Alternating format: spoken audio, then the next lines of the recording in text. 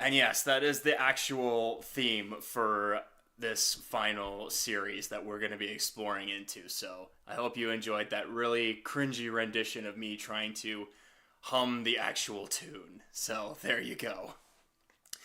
Hey guys, this is Tom Leo signing in. Welcome to another streaming vid on the Tom Leo channel. We're back with Yu-Gi-Oh! Legacy of the Duelist. It's a somber occasion. Well, not somber, not quite yet. But we are entering the final generation of our Yu-Gi-Oh! History story.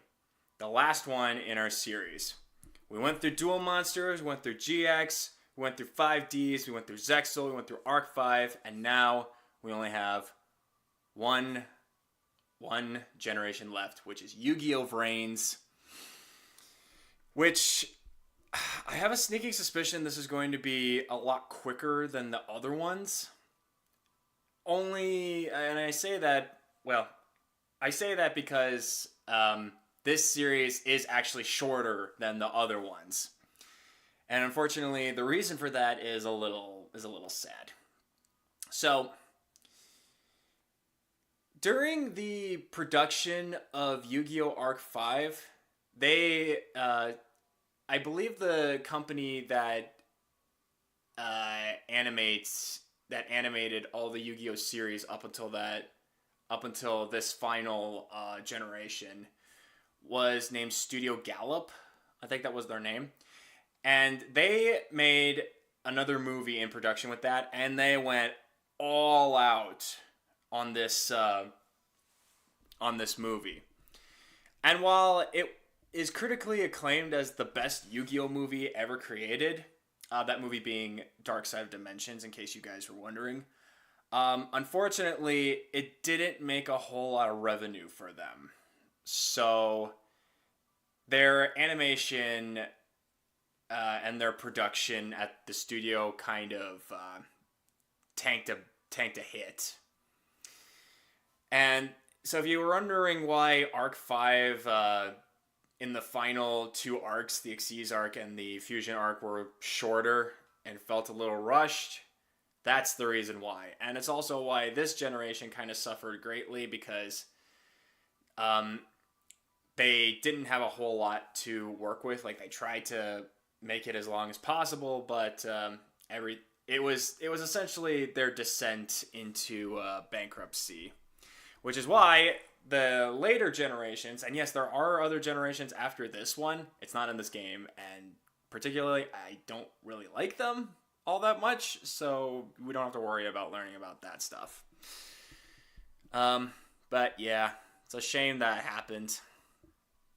But yeah, this is the final arc that we're going to be going down, and I hope you guys are excited to go down this with me and to learn about the final summoning mechanic in this game. So let's get into it. Welcome Heather Flanagan, Ivic Peterson, and Fernando. How you guys doing? Hope all is well. Let's get started. So I am just going to quickly get everything working. There we go. Okay, I think we're just about ready to go. All right. Now,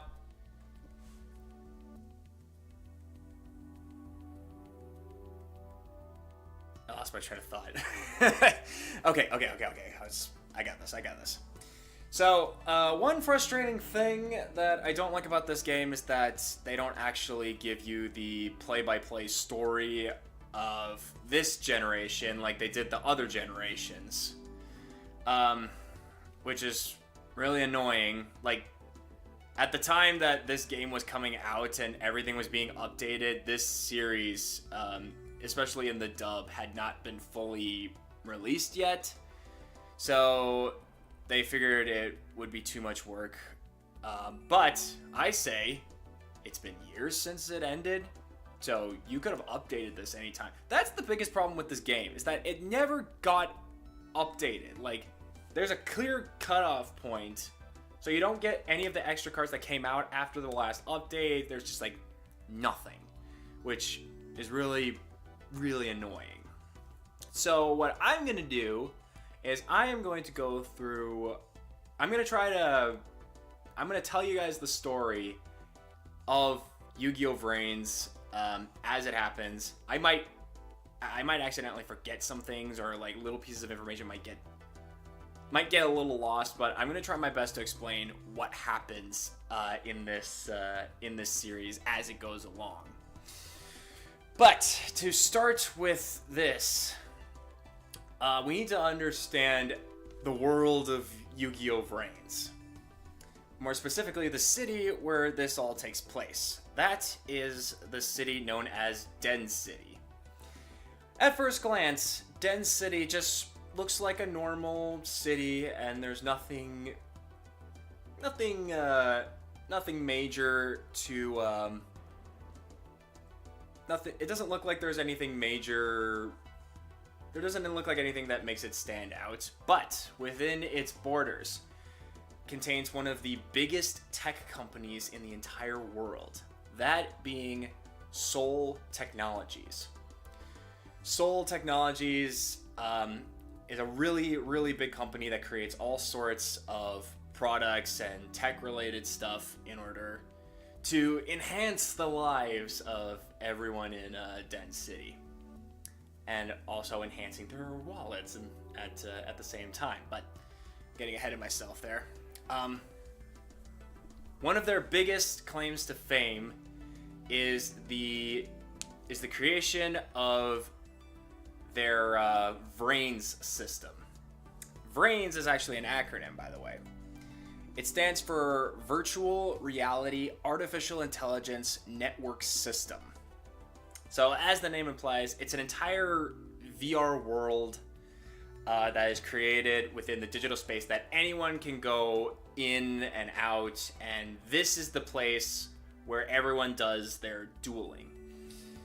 So everybody has their own, you can create like your own computer avatar, duel whoever you want, and yeah, it's, in a way, it's kind of similar to Yu-Gi-Oh! Duel Links, where you go in, you have your avatar, and you play Yu-Gi-Oh!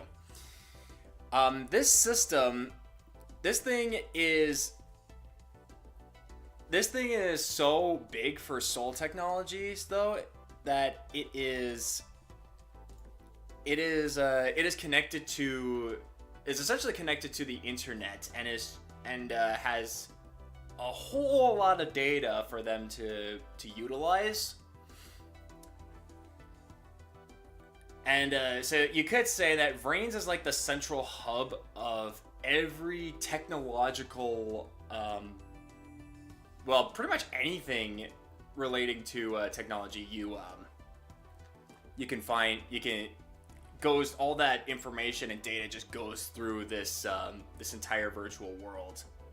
Oh, side note, it's worth noting that getting into this particular virtual reality world is not the same as virtual reality in our world, where we have a headset, we put it on, and a world is created around us. In fact, it's actually created by taking your consciousness, turning it into data, and downloading it into this virtual world. So it essentially would be like putting in a USB connector into your brain and having your consciousness go into a computer system and going into this virtual world where you can look however you want and acquire cards and yeah, everything. Hey, what's up, Top Secret Yoshi? Welcome to the stream. Hope all is well. And before you ask, it is completely safe to do this, putting your consciousness through their data system, and nothing bad ever happens to anyone who has their consciousness data just put in. And that's the key important thing. It's like your consciousness is in this virtual reality system while your physical IRL body is just out. Like, you're still breathing and such, and once you log out, your consciousness data does go back into your brain. But yeah, while you're in this virtual world, you in the real world are essentially in a coma. But yeah, nothing bad ever happens when this sort of thing takes place. No one ever takes advantage of this sort of thing at all and never cause problems. This is foreshadowing to what's to come. I still don't trust that. Yeah, rightfully so. Anyway, so now you know how the world of VRAINS is and how it works. Let's get to our character. This guy, who we'll be playing as for this tutorial match, this is Yusaku Fujiki. Online name, Playmaker. This person has quite a bit of trauma on him. 10 years ago, as a child, he was kidnapped by an unknown group. They took him away and locked him in a isolated room. And the only thing that was there was a headset, like a VR headset. And you put this headset on and you put this VR headset on and you would be dueling against this AI program. So this artificial intelligence, so you'd be dueling a computer essentially. He was dueling a computer essentially. But this was a little different in the sense that if he won a duel, he would get food, warmth, or mostly just food. But if you lost, he would get a brain shock and essentially go through mild torture, which is really messed up. So this was a scenario where Yusaku had to duel in order to survive, and this kept going for months. So he was trying to duel for survival for months. And the only thing that kept him going was a random voice that he heard from outside the walls. One person who told him, if you need to keep moving forward, just think of 3 things. Think of 3 reasons to keep moving forward. And that winds up becoming a mantra that Yusaku uses every single day, to always find 3 reasons to do or don't do anything, essentially. And eventually, he did get saved. Someone apparently blew the whistle on this whole project, and authorities came to save him, along with 5 other children that were kidnapped along this period of time. So, and unfortunately, this whole event became known as the Lost Incident. And while Yusaku was able to come back home and be able to start living a normal life, the trauma that he experienced from all that was still ingrained in him. He could not find peace. He could not sleep. He couldn't do anything. He felt it was kind of. I think it was a form of. I think it was kind of like a form of PTSD or something like that. But yeah, this guy just could not move forward with his life.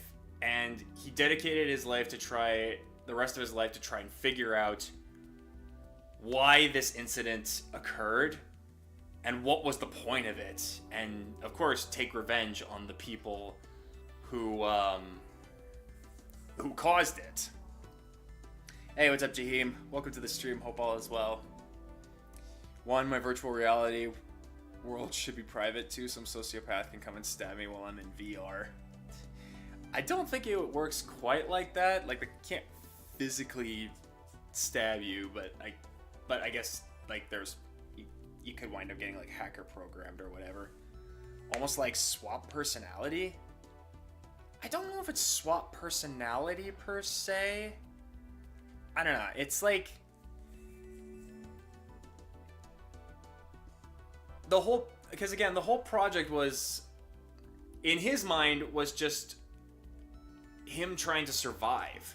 So he would get, if he lost, he would get tortured. If he won, he would get food and whatever he needed to survive.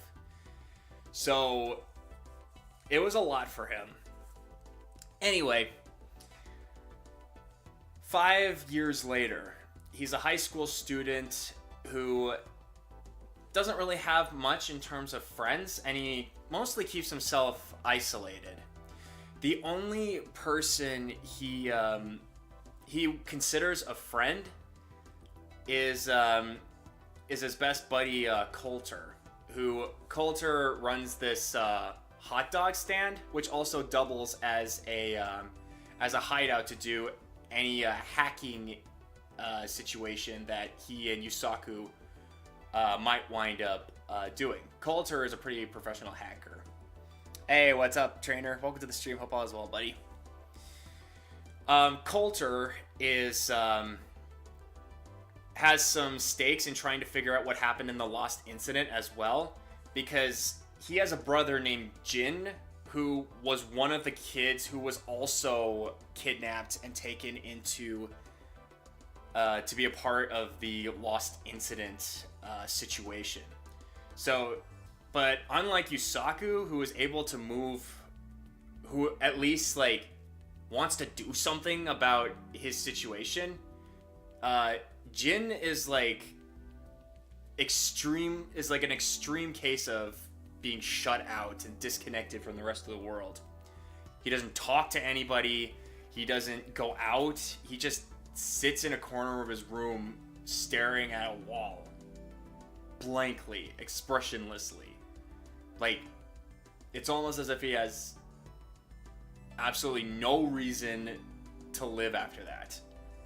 This pushed Coulter to try and get justice for his brother and maybe some closure on helping him move forward. So Yusaku and Coulter have a mutual goal in trying to figure out what happened in the Lost incident. I went to a therapist for my fear of the Backstreet Boys. First thing she said was, "Tell me why." I left immediately.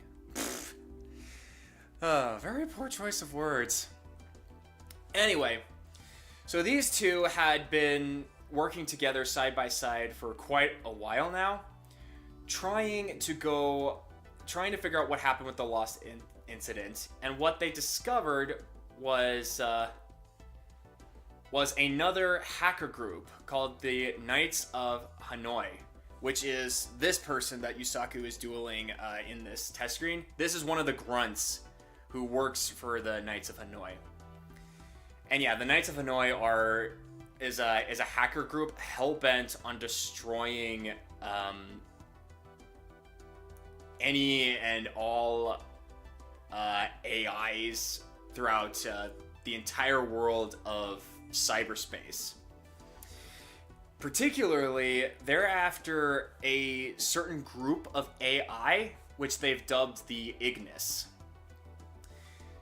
The Ignis are AI beings that exist within the virtual reality of VRAINS, and also they have their own little world that keeps them isolated from humanity. And from this world, they they improved the entire network, and by extension improved VRAINS as well, which Soltech pretty happy about. It means they were able to make a profit without having to do much. You know, typical bigwig company stuff. But yeah, the Knights of Hanoi, they're not particularly happy with the idea of free-roaming artificial intelligence just doing whatever they want. And 5 years ago, they actually made an attempt on their world, dubbed the Cyberse world, if you will. Oh, I should also mention that the in addition to expanding the network and creating all sorts of improvements to Soltech systems and the VRAINS system, they also created a new breed of monsters called the Cyberse, which are essentially, which, like AI, are digital beings that exist. They're digital beings that exist within cyberspace. If you're thinking that sounds very similar to Pokemon, yeah, they kind of are. But yeah, they're a unique type of monster, because unlike most monsters from the past, which were essentially spirits that take on the holographic or solid vision forms whenever someone uses them in a duel, these are legit physical things. Well, technically every single monster in this world is physical as well, just in like the digital cyberspace.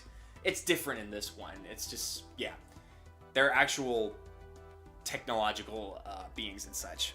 I don't like hackers. They do so much harm, and I don't know what else they're capable of.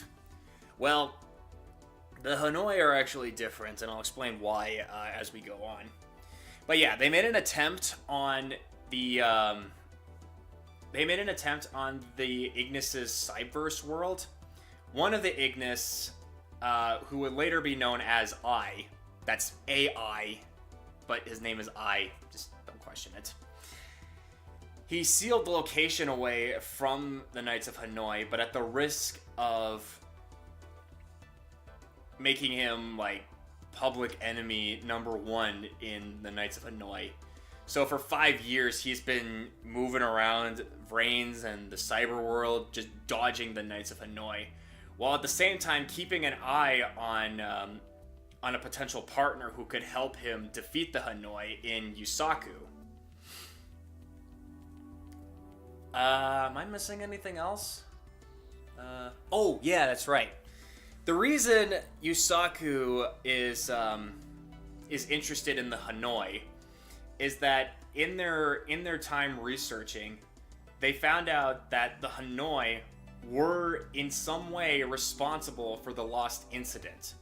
So Yusaku goes up against these grunts trying to figure out information as to why the Lost Incident happened.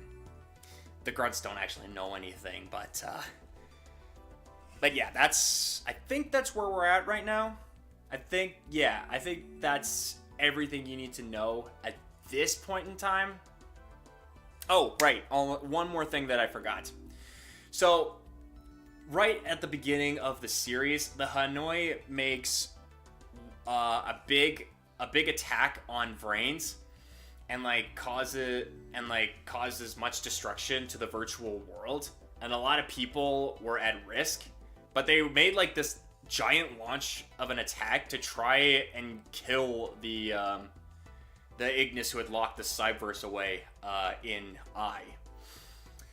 And Yusaku, trying to get the Hanoi's attention, decides, you know what? I'm gonna get this AI for myself before the Hanoi do. And we're going to find out what makes this guy so special. He might lead us to information on the Lost Incident. So he opens up a backdoor program or an escape route to allow I in order to escape from the Hanoi and transfer his data into Yusaku's duel disk. With the added kicker being that Yusaku logs him into that duel disk, so I can't escape from Yusaku's duel disk now.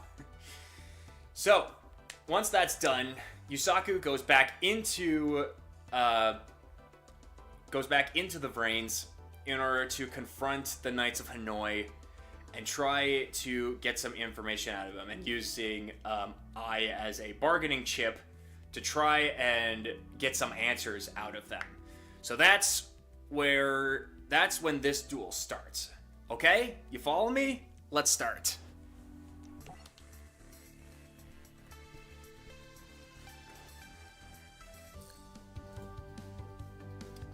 Alright.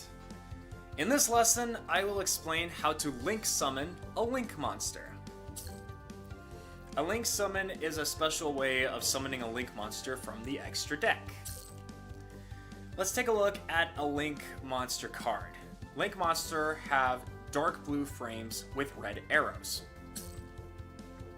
Each link monster has a link rating. This indicates a number of link materials you will need to send from the field to the graveyard to link summon this monster.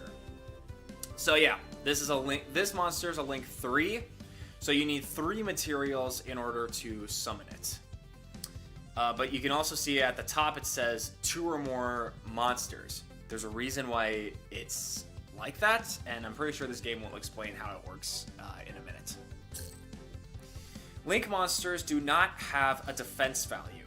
They cannot be set and cannot be in defense position. They are also unaffected by effects that alter defense or change to defense position. So yeah, this is one of the unique gimmicks of Link monsters, is that they can only be placed in attack mode. Because they don't have any defense points. They also don't have levels. They don't have ranks either. They just have a link rating. That's all that they have. Everything else about link monsters are essentially the same. And of course, the way you summon them, of course. Link monsters can be link summoned to create extra. Link monsters can be link summoned to the center extra monster zones. You can also summon link monsters and face-up pendulum monsters in the extra deck to any main monster zone a link monster points to. If a link arrow points to an opponent's main monster zone, your opponents can summon a link monster there. Yeah, so you know those two zones that the two extra zones in the middle of our board that have been there since the beginning of this series. These weren't there before the beginning of this series. That's because Konami created a new board system, mainly as a way to stop pendulum monsters from being as overpowered as they are, because they actually made those things super powerful. And it used to be that all extra deck monsters could only be special summoned in the extra monster zone, which is what those two are called. And the only other way to summon monsters from the extra deck into the main monster zone is to have a link monster with an arrow pointing into that particular zone. But this created a bit of problems, in the sense that if you wanted to play like an older archetype that used a lot of fusion monsters, like the elemental heroes per se, you had to use link monsters to essentially play them. So it was kind of like there was a paywall there. They changed this as a part of the Master 4 rule revision. Some people refer to it as Master Rule 5, where fusion, synchro, exceeds. Yeah, fusion monsters, synchro monsters, and exceeds monsters can be placed in both the extra deck monster zone and the main monster zones. The only cards that have to go in the extra deck monster zone and any other main monster zone that a link monster points to are link monsters and pendulum monsters that are face up in the extra deck. So yeah, this was mainly to stop pendulum monsters from being as broken and spammy as they are. Oh yes, and of course they put the pendulum zones in the ends of the spell and trap card zone. Because before this, they used to be their own. Zone, but then they got moved into the spell and trap card zone, which I think makes things a lot more interesting. After this, you could play Yu-Gi-Oh! Tag Force. You could play Yu-Gi-Oh! GX Tag Force. 1, 2, 3, and 4 is amazing. After this, I'm actually going to be planning on moving to Master Duel. So, yeah, that's my plan. Hey, what's up, Ancient One? Welcome to the stream. Hope all is well, buddy. Okay, anyway, continuing on. Now let's try a Link Summon.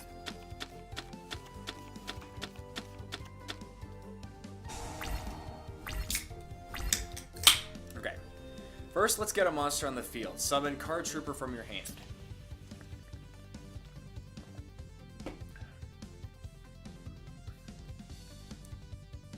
Hey Tom, I have a question. In your Pokemon Scarlet or Violet, do you already have Shiny Alolan Geodude and its evolution? Alolan Geodude specifically? No, I don't think I do.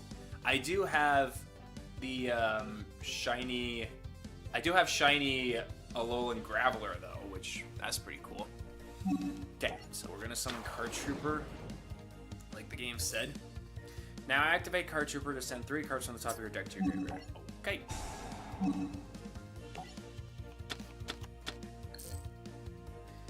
Let's set Call of the Haunted as well. Okay. That's good for now. Let's end our turn. Alright, let's see what this training bot does.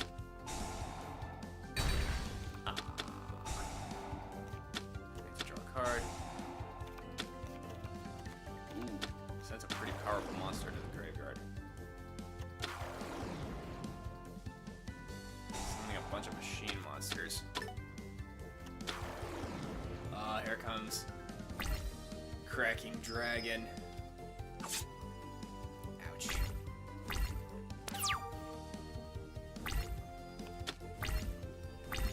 Oh sweet, I got Pot of Greed. The powerful Cracking Dragon will inflict damage every time we summon a monster with a level. Good thing Link monsters don't have a level. Let's play Pot of Greed to see if we can draw cards to use against it. Oh, I also want to point out, if you'll notice in this card, this is a Cyberse card.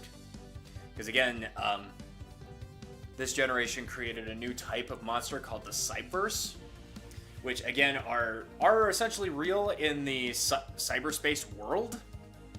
And they're like physical things that you can interact with in cyberspace. Anyways, I play Pot of Greed, which lets me draw 2 more cards. Great, we can special summon Link Slayer. If you control no monsters, you can special summon this card from your hand. Awesome.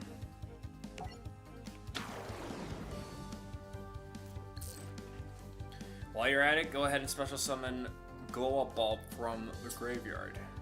Okay, wait, doesn't that thing... Cannot be destroyed by battle with a monster with equal or lower level.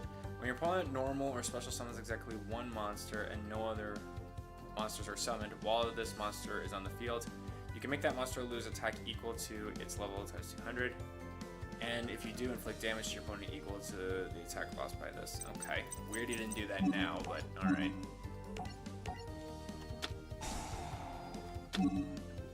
Top card of my deck.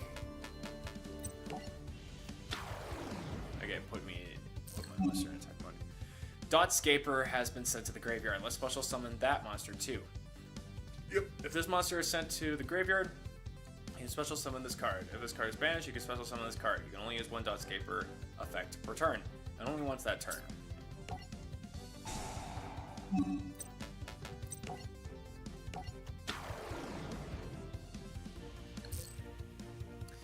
Let's get more Link material on the field. Normal summon Draconet.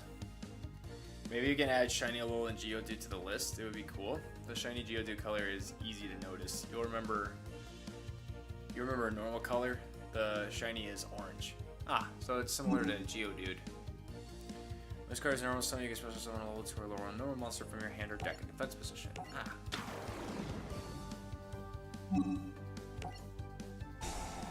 Okay, let's get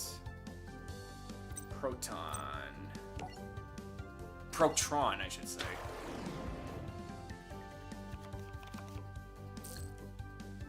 Now that we have the field full of monsters, it's time to try your first Link summon.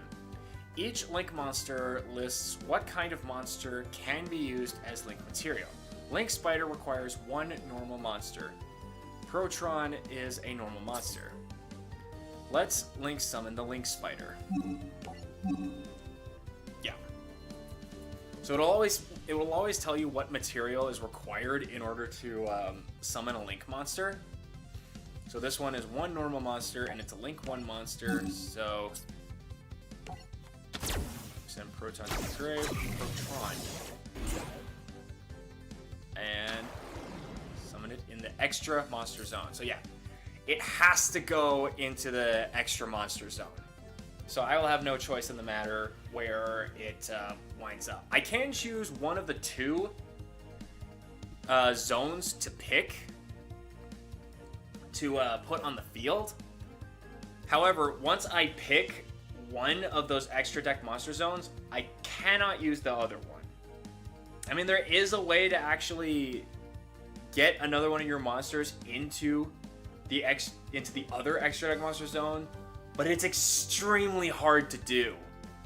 But I'll explain why it's hard if it comes up and if this game actually explains what it is. Anyways, Link monsters have additional abilities. Link Spider can summon another normal monster. Let's use this ability to special summon Galaxy Serpent. Once per turn, you can special summon a level 4 or lower normal monster from your hand to a zone this card points to. Yeah. So as you can see, the Link arrow that's glowing on this card is pointing down. So while in this zone that it's in right now, it's pointing down, which means I can use its effect and normal summon a normal monster from my hand into this zone specifically. So if I would put it here, then I wouldn't be able to use this effect because I got this monster in the way.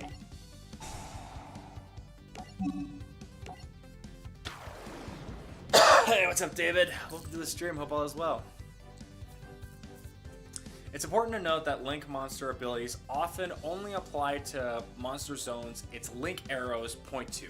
Be sure to think ahead when deciding where to place a monster. Let's summon more Link monsters. Deco Talker has a Link rating of 3. That means that 3 Link materials are required to Link summon it. And effect monsters can be used as Link material.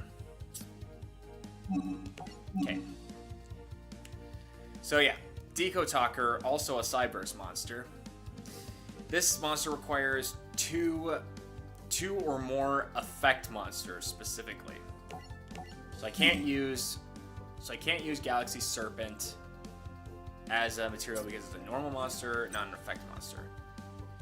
So I think we're gonna use Link Spider. Okay, I think the game's just gonna pick for us. Yeah, the game's forcing me to pick it.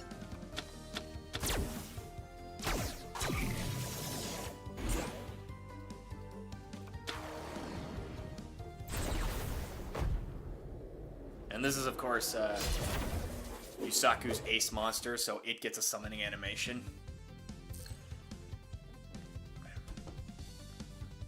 Is this the first Code Talker deck? Well, this is a tutorial deck in Legacy of the Duelist, so yeah. Oh yeah, the old Link cards. Neat. They're not that old. They're like 5 years old? At least? I don't remember. Anyway. Galaxy Serpent is a tuner monster, so we can also summon a Synchro monster. Let's try it out. Synchro summon Scrap Archfiend.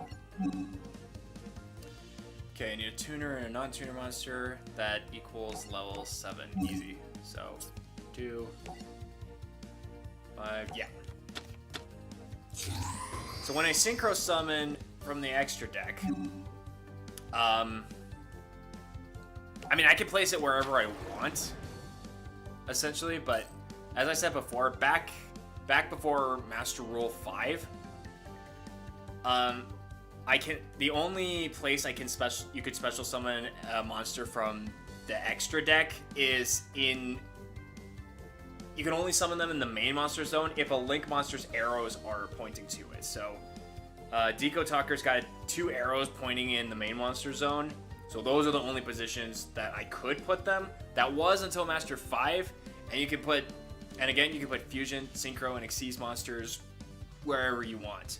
But it is beneficial to put it in Deco Talker's, into a zone that Deco Talker's link arrows point to. Because Deco Talker has an effect that increase its attack points for every monster that points to, that this card points to. So it's gaining 500 attack from both the Cracking Dragon up top and my Synchro monster in the main monster zone. So that's why that works. Okay, Tom, I have to go already. I'm going to be busy until next time. Have a great time. Here's a little more love from Monty. Okay, thank you, Ivic. Thanks for stopping by. My preference on Link decks is Ignister. It's Math Mech. Oh yeah, the Math Mechs. They kind of bother me, but whatever. Or I mean at the end. Okay. You can also make room on the field by Link summoning. Let's summon the Link monster Proxy Dragon. Okay, so I need 2 monsters to summon this Link 2 monster. So I'm assuming they're going to make us... Now use the monster to use as Link material.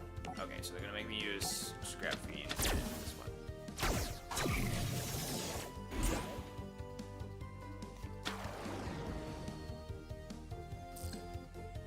Now let's special summon Link, Infer Flyer, and Turbo Booster to the field.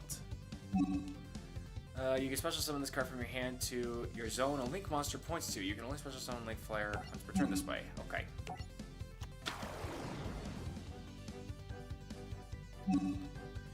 If you have normal summoned a monster this turn, you can special summon this card from your hand. You can tribute this card to destroy... Okay, well, we don't need to worry about that.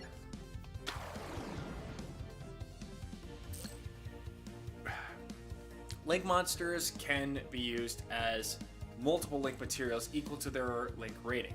That means Proxy Dragon with a Link rating of 2 can be used as 2 Link materials. Encode Talker is a Link 3 monster and requires Cyberse monsters for Link material. We can use Proxy Dragon as a Link 2 and Link Infra Flyer for a total of 3 materials. Yeah. So the reason these requirements say that you use 2 or more Cyberse monsters is because of this this gimmick effect of Link monsters. Link monsters, whatever their Link rating is, can be used in order to Link summon another monster, and they count as material. So, like, you know how there are some monsters out there that say this monster can be treated as 2 materials for a tribute summon or stuff like that? Link monsters do the same thing essentially. So this Link 2 monster can be used as as 2 Link materials to summon a stronger Link monster. Just like the same with this Link 3 monster can be used as 3 Link material to summon another monster. But it is important that you need to follow the requirements required. It says 2 or more Cyberse monsters. So if you don't have any material that meets this requirement and meets the minimum requirement, you can't summon it. So you can't do something like play 2 Cyberse monsters and 1 different type of monster, like a dragon or something. You can't do that. You can't do that with this monster. But you can use a Link 2 monster to count as 2 material, and 1 other Cyberse monster to count as a singular material and get that summon. You following me? I know this is a lot for this is a lot to learn from this singular mechanic, but just keep watching. This will all make sense in time. Oh hey, I'm getting raided. What's up, raiders? Welcome to the stream. How are you all doing? Hope all is well.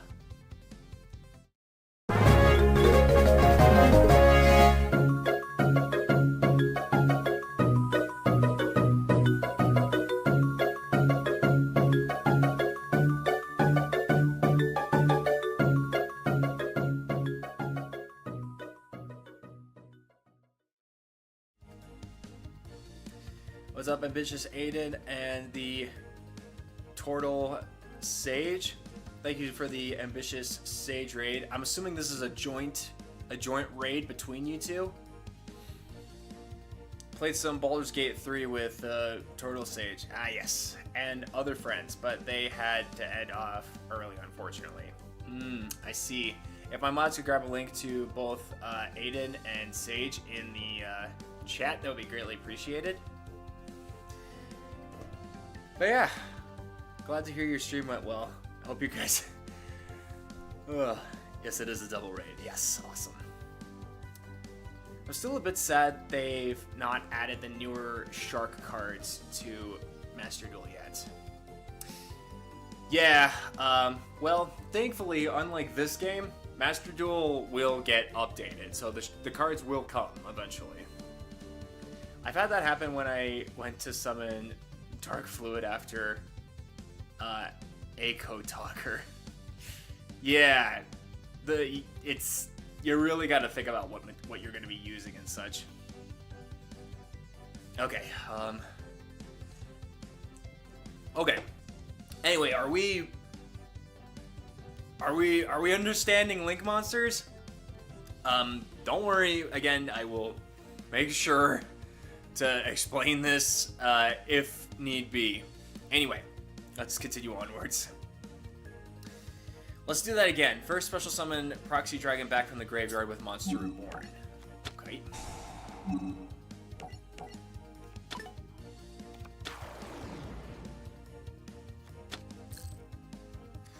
Notice a monster summoned from the graveyard can be placed in any main monster zone. Link monsters are only placed in the center extra monster zone when they're summoned from the extra deck. Yes, okay, that is another important thing to note, and one that I completely forgot about. The whole Link monsters and Pendulum monsters being summoned in the central monster zone only applies if they're in the extra deck. You can resummon them from the graveyard and put them in the main monster zone because they're not coming from the extra deck. That's what the extra deck monster zones are for, is placing extra deck monsters in there, in those particular zones. Except, of course, for Fusion Synchro Exceed, but I already went through that explanation. But yeah, this is a neat little strategy you can always do, is just pull a Link monster out from the graveyard, put it back on the field, and you can still use the zones that they are pointing to in order to summon an extra deck monster into that. Yeah. My head hurts trying to talk about this. Link monsters are very complicated. This is the era where the game got extremely complex. You gotta mind the Link arrows. Yeah, exactly. Now let's use Proxy Dragon and Turbo Booster to Link summon Gaia Saber, the Lightning Shadow. Alright, Gaia Saber requires 2 or more monsters. Easy enough. So, we can use Proxy Dragon and treat it as 2 materials, and Turbo Booster, both of which are monsters that they can use. And Link summon in... Yeah, specifically, we have to put it in that one. Yeah, we can't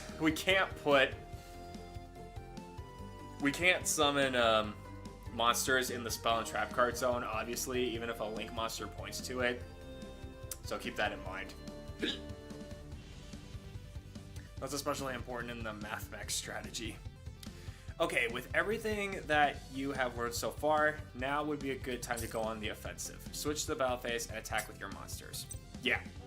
So Decode Talker's attack increased because, again, gains 500 attack for each monster it points to. Yeah, so it's pointing to this monster, and this monster, so it gained 1,500 attack points, which is more than enough to take on this monster.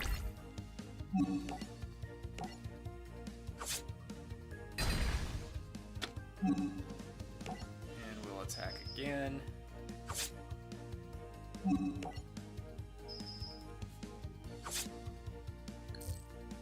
We're almost there. Let's finish him off. Okay, cool. We'll use Call of the Haunted and summon Yeah, Scrap Archfiend.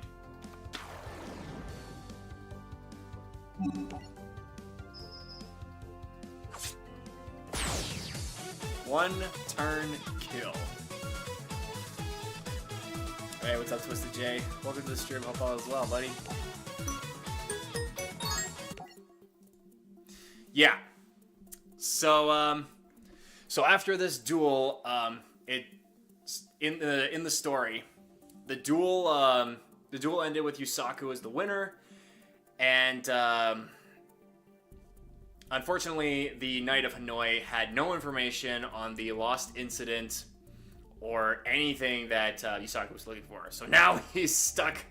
Now he's stuck with an AI that doesn't know anything and fighting against a bunch of enemies, well, grunts that don't know anything. Again, it's just these low grunt characters that don't know anything about this sort of incident. Honestly, keeping all the rules straight is hard at first. Yeah, right? That's why I did this series, to like go through all the rules in a more digestible rate. Unfortunately, Link Monsters is a little harder to digest. Okay. Anyway, but the big thing to note about that particular duel is that this puts Yusaku more into the spotlight, and more people, everyone saw this duel between him and the Knight of Hanoi, and everyone was impressed with Yusaku's skills, so he became pretty popular overnight. This attracted a lot of attention, including the Hanoi, Soltec, and a few other duelists as well, like this person. This is Gore. Oh, I should probably mention that I'm gonna try it. I'm gonna try to say the names of all the dub names of these characters. There might be some people that I forget, in which case I will refer to them by their Japanese names, because I actually watched this series strictly in sub only. I didn't bother watching the dub, because at that point I was just really sick of the dub. But yeah, anyways, this is Gore. He is an entertainment duelist. One of the best duelists in the world of VRAINS. But ever since Yusaku got so popular overnight, people sort of just stopped focusing on him, which, you know, hurt his pride and all that. So he challenges Yusaku to a duel that Yusaku couldn't escape from. I should be saying Yusaku by his online name, I guess. Yeah, Yusaku. If I didn't mention this before, Yusaku's online name is Playmaker. Am I forgetting anything else? Oh, one other thing that I forgot to mention about Gore is that he's one of those entertainment duelists that actually donates a lot to kids in need, particularly at an orphanage. I think he himself, in his past, he himself was also an orphan who had to,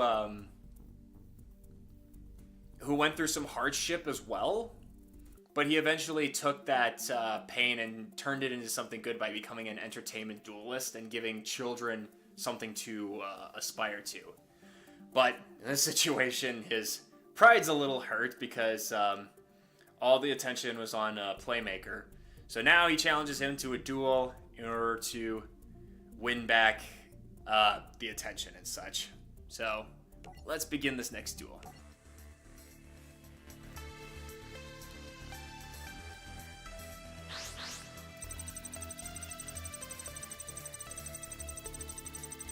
My least played method of summoning is Link. I think they've got their uses. I honestly think they do.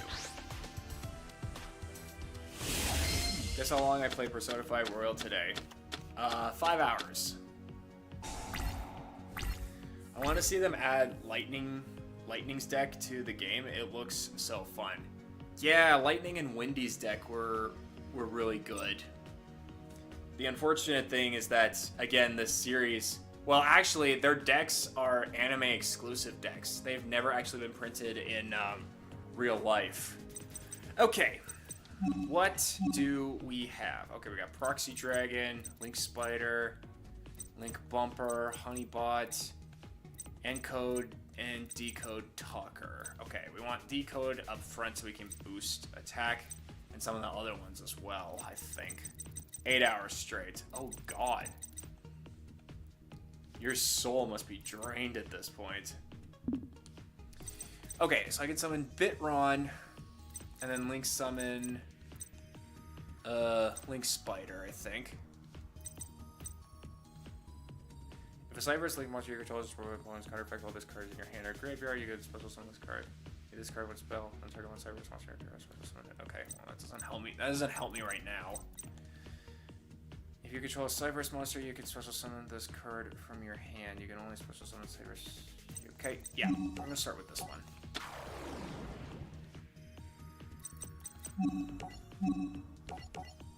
Here comes Link Spider.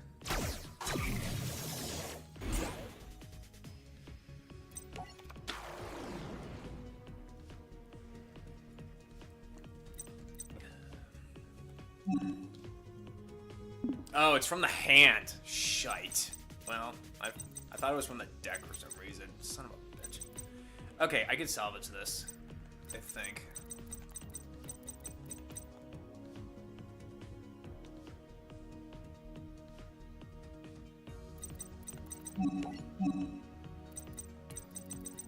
Okay, I can either do Link Bumper or Proxy Dragon or Honeybot.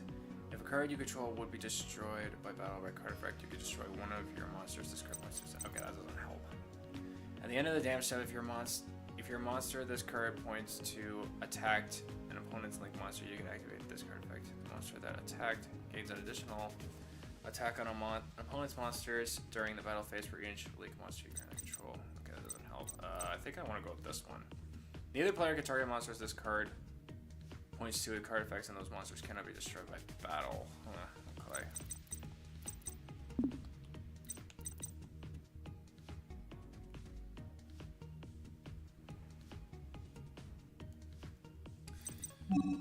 Yeah.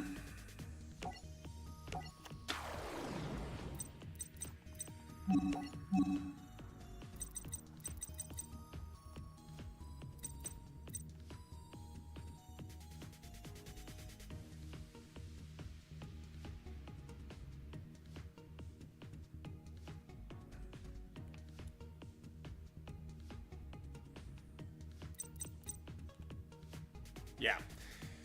So another so the other gimmick of Link monsters, as I'm sure you guys probably noticed, is that the a lot of their effects revolve around monsters that their arrows point to on the field. So keep that in mind as well.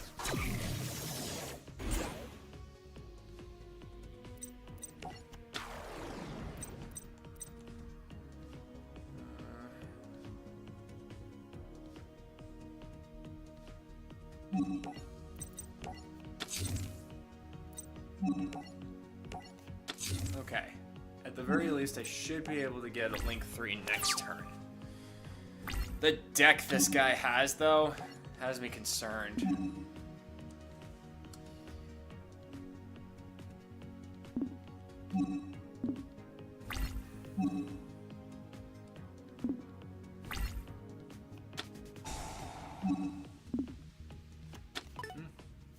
Yep.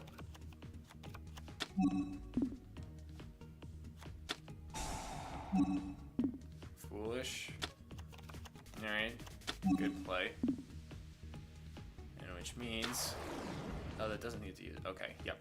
There's this card is normal summon, you can special summon a Goki monster from your hand. If this card is sent from the field... Yeah. So this guy plays a Goki deck, which was actually, at the time, very powerful deck. Because they had the gimmick of adding Goki cards from the deck to the hand every time they were sent to the graveyard. That gimmick makes, I think, Nightmare. Griffin effect, so... Oh, okay. Ah, frick. If this card is special summoned by the effect of a Goki card or normal summon, you can target one face-up monster your opponent controls. Its attack becomes half its original attack until the end of this turn. Ugh. Not helpful.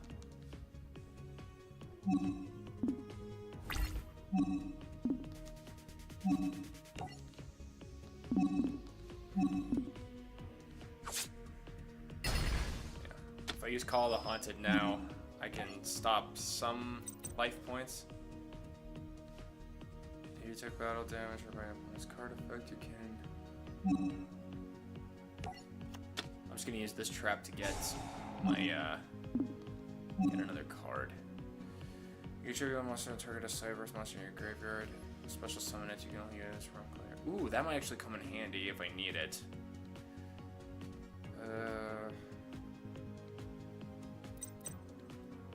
Special summon level 2. Ah, that was the one that let me special summon for the deck. Got it. This card is sent to the graveyard, special summon it. Okay, this could actually help me out quite a bit. If you use special summon this card, you'll link someone. No, that's not gonna help. Well, maybe. Once per turn, you can target attack position monster. Change it to defense position. If you do, for the rest of the turn, your monsters cannot attack except to attack.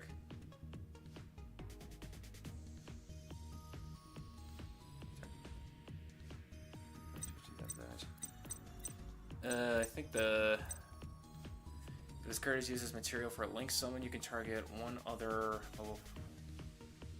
or Cyberse monster that was used as link material. No, that's not gonna matter if I summon a link monster. Yeah, I actually think I want Dotscaper, because I can summon. Well, I'm gonna get the monster either way.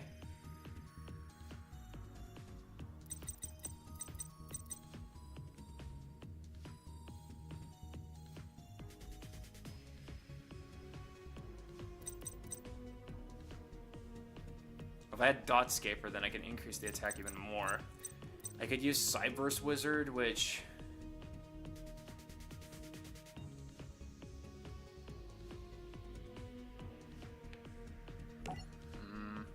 has 0 defense, so I can do a lot of damage.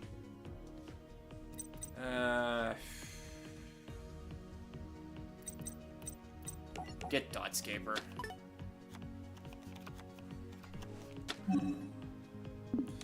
I'm gonna take the hit because I don't want to lose my what could be my only chance of getting a good monster.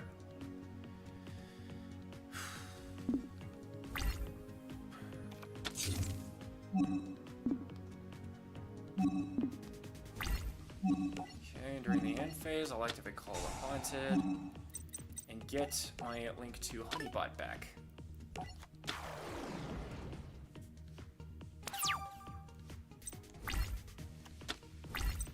Oh, I got the monster anyway.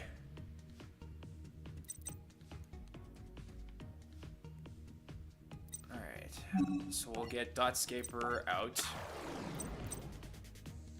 Then we'll go into our link summoning of Decode Talker. Use this monster as 2 material because it's a link 2 monster. And use this to finish off the said material. Summon our link 3 monster. Put it here, so we'll gain a boost in attack.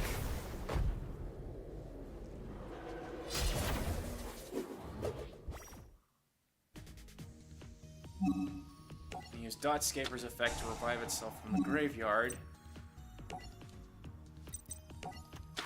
Here should be good.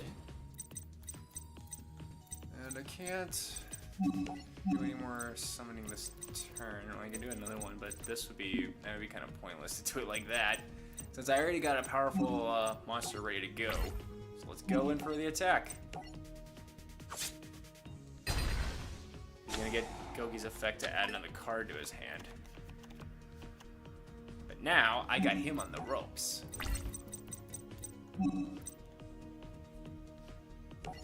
I'll admit the animation is cool. Yeah, I think the only animation in this game that people don't like is like the animation in for Xyz summoning. People say it takes too long. Personally, I don't really care.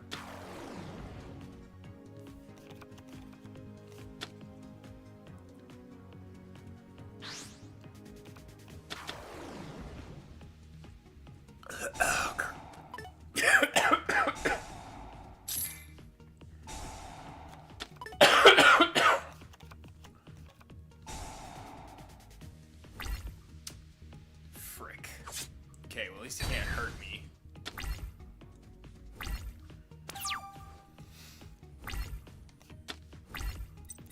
Drowsing Mirror Force, that could come in handy.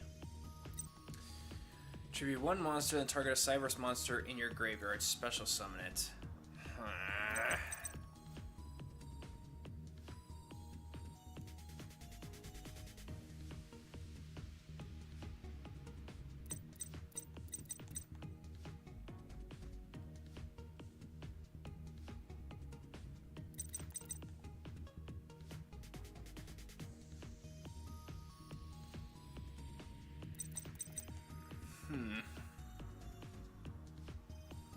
And now back to me looking up builds for a specific fight.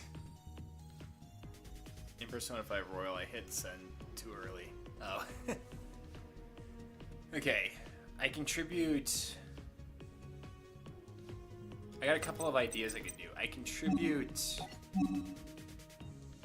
one of my monsters and summon one of my...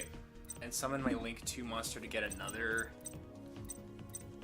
Deco Talker, and then get Dotscaper back and increase its attack even more.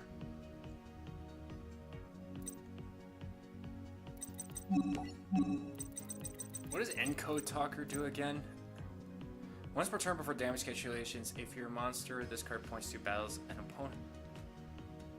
Monster, this card points to battles an opponent's monster with higher attack than it. You can make that monster unable to be destroyed by that battle. Also, you take no battle damage from the attack. After that damage calculation, have this card or one monster it points to gain attack equal to the attack. Oh, okay, so it's like a booster, essentially.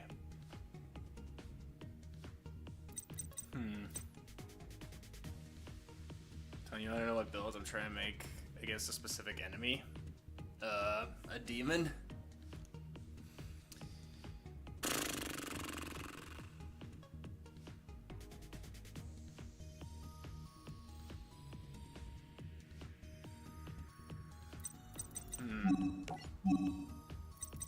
Maybe I should try...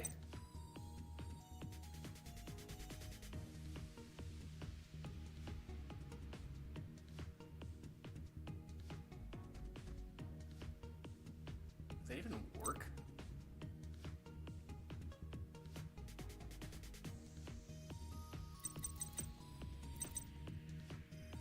I'm trying to think, like, what's the best way to utilize these cards. Like, so I contribute Dotscaper and get Deco Talker back. Then use Dotscaper's effect to revive itself again. Make a Link 2 monster.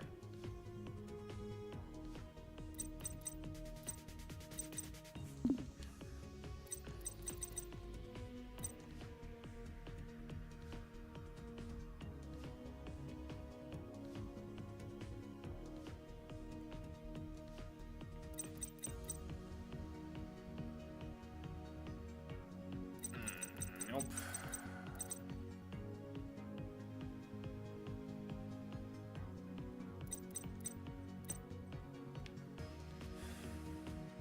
Yeah, it only gains 500 attack for each monster that points to it.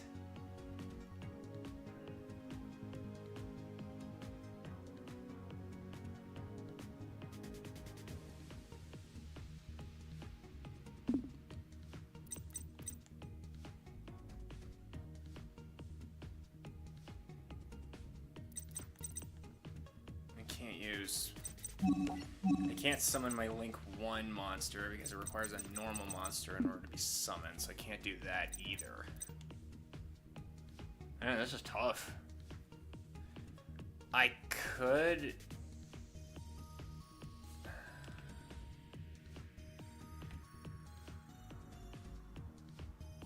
That's still not enough. Okay, I'm gonna do this.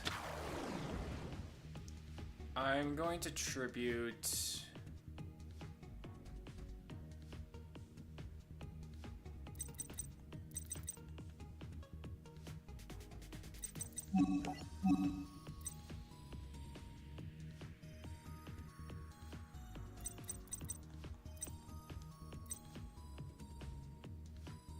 Oh, actually, I could get Bitron.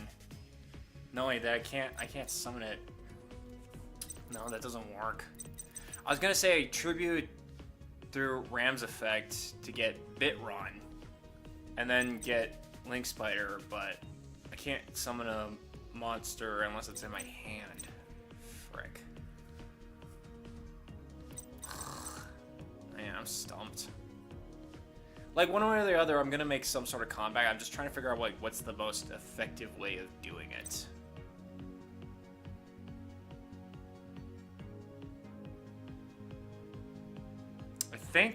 I think my original idea is gonna have to be the one that works.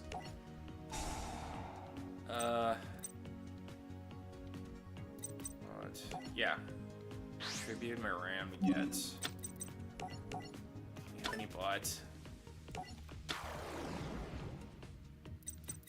And then Link summon one of my Link 3 monsters.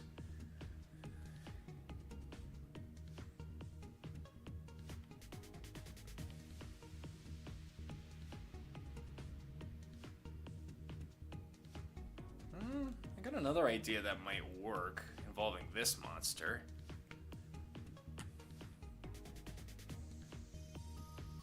If your monster of this card points to battles an opponent's monster with higher attack than it, you can make that monster unable to be distracted. Unless you take note of that. No, I think Decode's the safer option. I was thinking, like, I'm gonna resummon Dotscaper. I was thinking maybe put it in attack. Have it attack, summon Encode Talker, attack with Dotscaper, negate the damage, and then increase Encode Talkers. And Dotscaper did not revive. Why?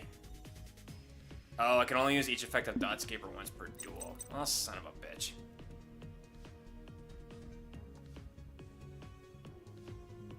The Tom Demon is an accurate description of an enemy. I'm preparing for the future because it's called the Reaper. Oh. Okay, well, I'm still stronger than it, so...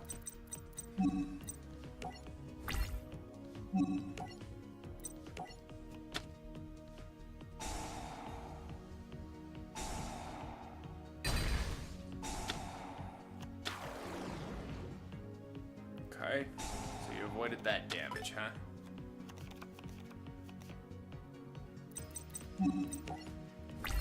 Fine then.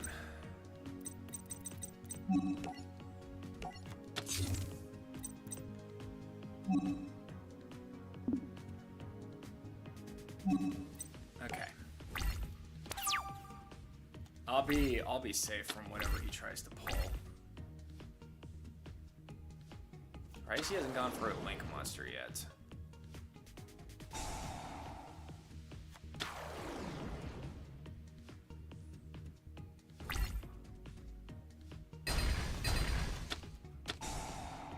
What? Why couldn't I use my trap? What the frick? I couldn't use my trap.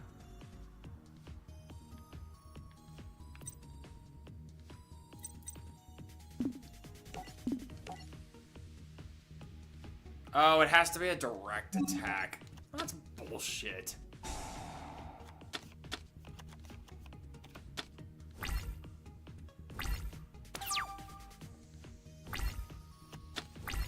Great. Now I'm in a worse spot than before.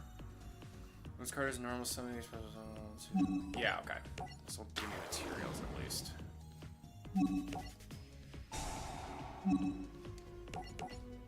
Big run.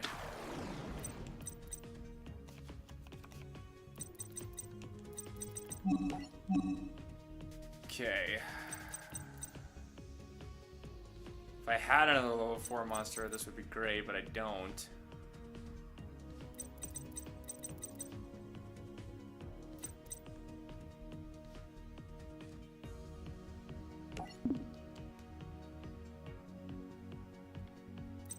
Yeah, I think I gotta go for another honey bud.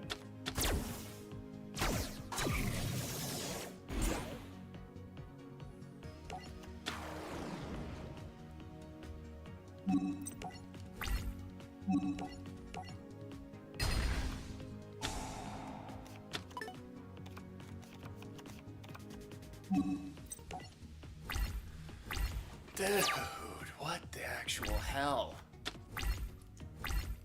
I'm not making any ground here. And all of his monsters just let him summon even more powerful monsters every turn.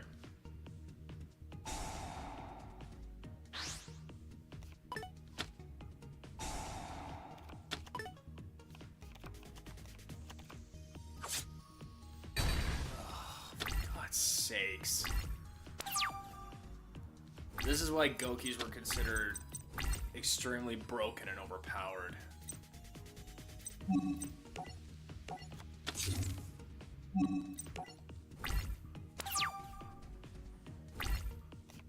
Being able to just replenish whatever monster gets sent to the graveyard and then just keep spamming the field and summoning even more monsters? Like, what the actual hell?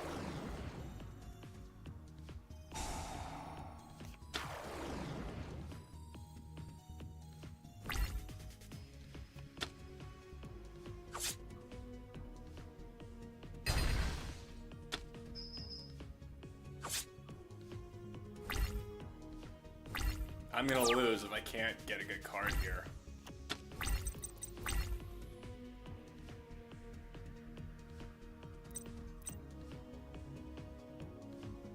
Yeah, I lose.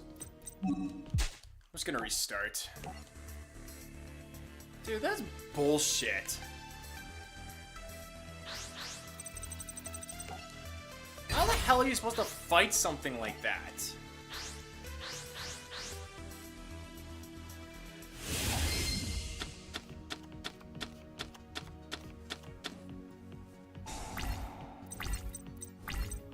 Oh, this would have been really nice to have a while ago. Okay, well, I got something that can actually work.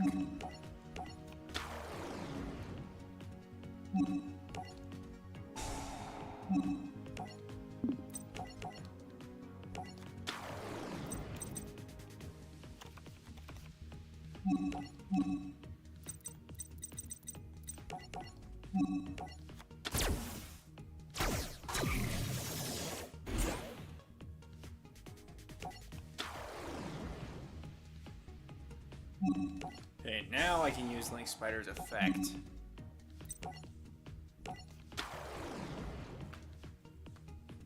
Okay. I could special summon this monster. I can actually special summon both of them, actually. So you know what I'm gonna do, actually? I'm gonna summon... No, no, no, no, not that one, not that one, not that one, not that one, not that one. This one, and this one.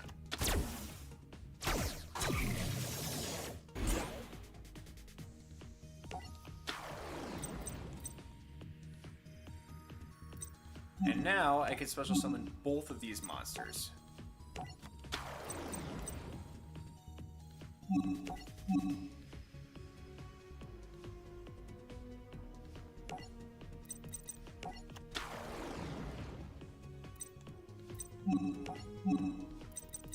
So I can get encode with those two.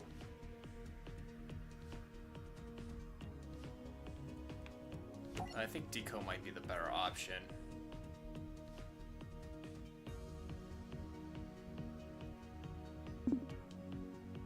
just because of its link markers.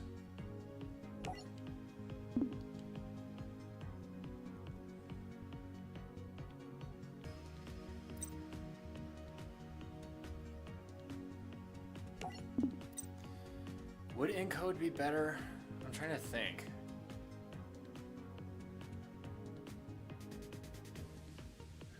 If your monster has curve points to battles an opponent's monster with higher attack than it, you can make that monster unable to be destroyed by the battle. Also, you take no battle damage. Add to the battle damage. You can... No, I'd say decode. Because this is a link to material.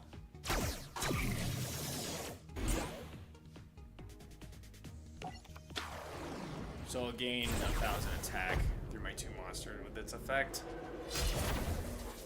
And potentially another 500 if he's stupid enough to summon a monster in front of...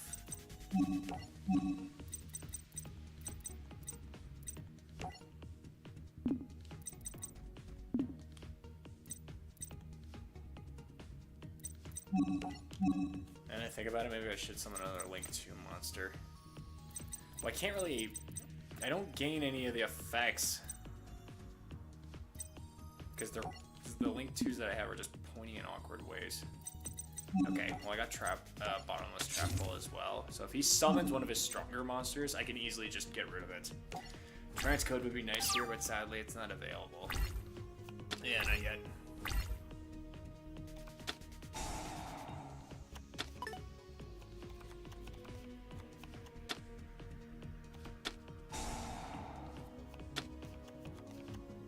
Alright, here comes one of his monsters.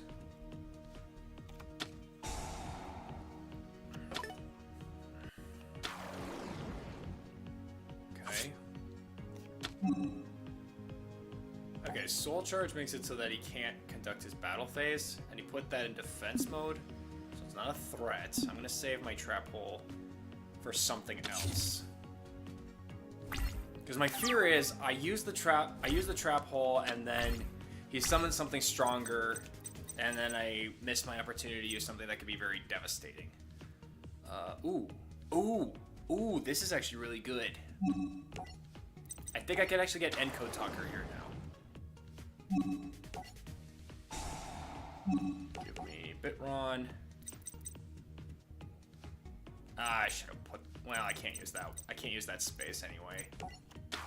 So it doesn't friggin' matter.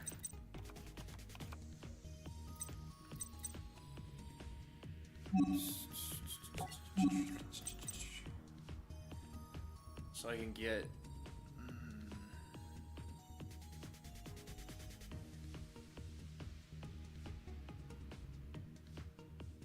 Maybe I should have summoned Encode first. Then I could actually get these two pointing at each other. Oh shit.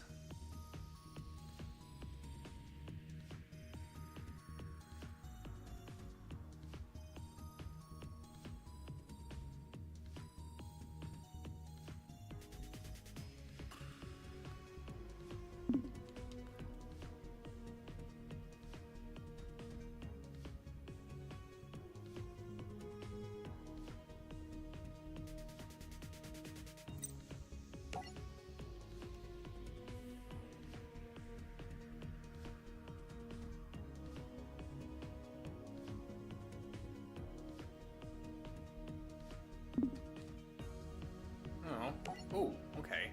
I got another idea. Let's do...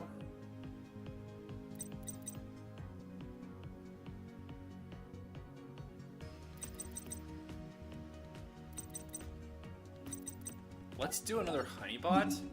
Use specifically this monster and this monster. And place it right on this spot where it's pointing. So now I can benefit this effect by making it so that neither player can target this monster, well, with card effects, and they can't be destroyed by battle. Not that they would, but, you know, a little extra protection is not a bad idea. If I wanted to, I could get another monster on the field, but I think this is good for now, so that way I got more monsters that can potentially destroy.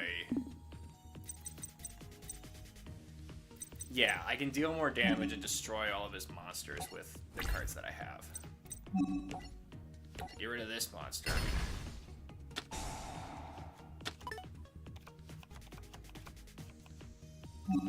Take a risk using this one.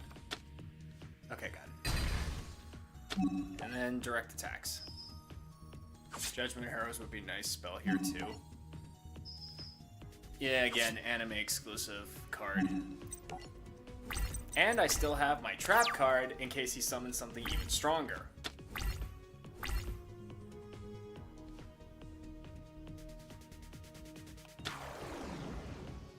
Alright, Captain. Alright.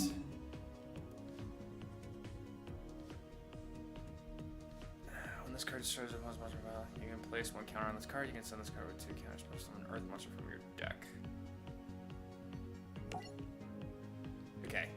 Yeah, I'm not worried about that one. I'll save my trap for something stronger.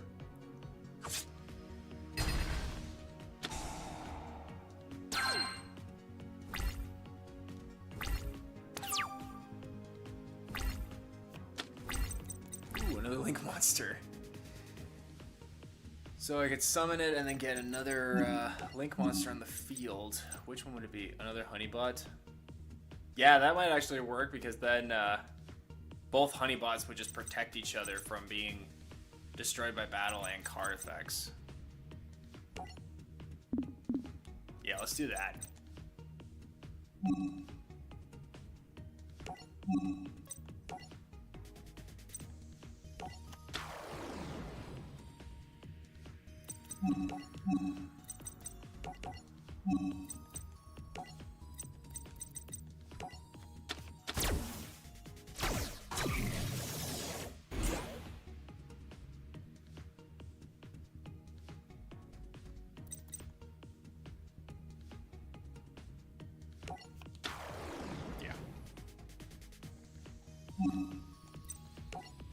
Ready to go into a battle. I will destroy Running Captain. And destroy Boxer. I'm actually gonna use it to counter. Well, you can't stop this now, so you're gonna survive, but just barely. Now this game is fun. Hey, we got an Islander raid. How's it hanging, Raiders? Thank you so much for coming on by. Much appreciated on the epic raid. Hope you're all doing a fantastic day.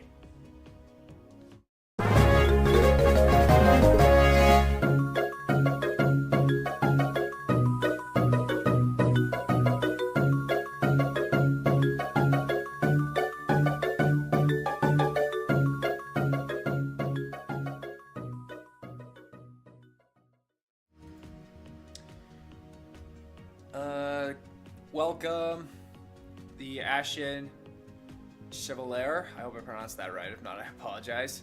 Ancient One. Keeve Joe. Isaias Rivas. Again, if I mispronounce your guys' name, I apologize. I'm absolutely terrible when it comes to names. Mathis, the Iggy Koopa. Dream Knight. The Kirby Master. Party Yoshi K himself, thank you for coming on by. Check him out, link drop our lovely Starlo Starbot. Mario Fan, Baby Shark Brooklyn, and I believe that is everyone. Thank you so much. How y'all doing? What were you all playing tonight? Ooh, 1 like away from that 10 like hype. Thank you. Thank you, thank you, thank you. Thank you, thank you, thank you. Alright, well, I gotta end my turn now.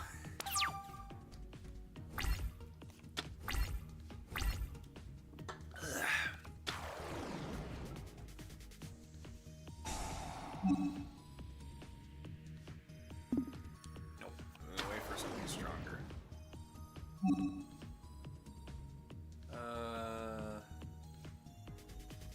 You can tribute 1 Gogi monster, then target 1 Gogi monster you control against attack equal to the original attack. Just on the field. Frick, do I use it now or do I doing Jamboree. Ah, very nice. Hope Jamboree was pretty fun.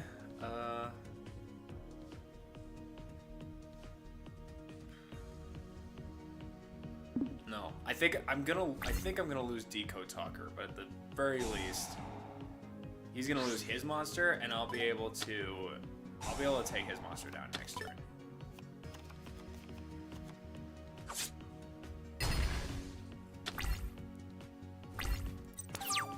Yeah. And neither one of my honeybots can be destroyed. This card is like material, you can target one other level 4 Cyber's monster in your graveyard. They'll use like material, but like summon it in defense mode.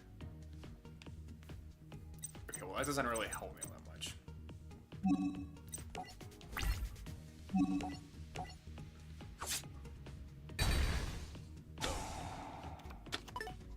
You get your card, but I still win.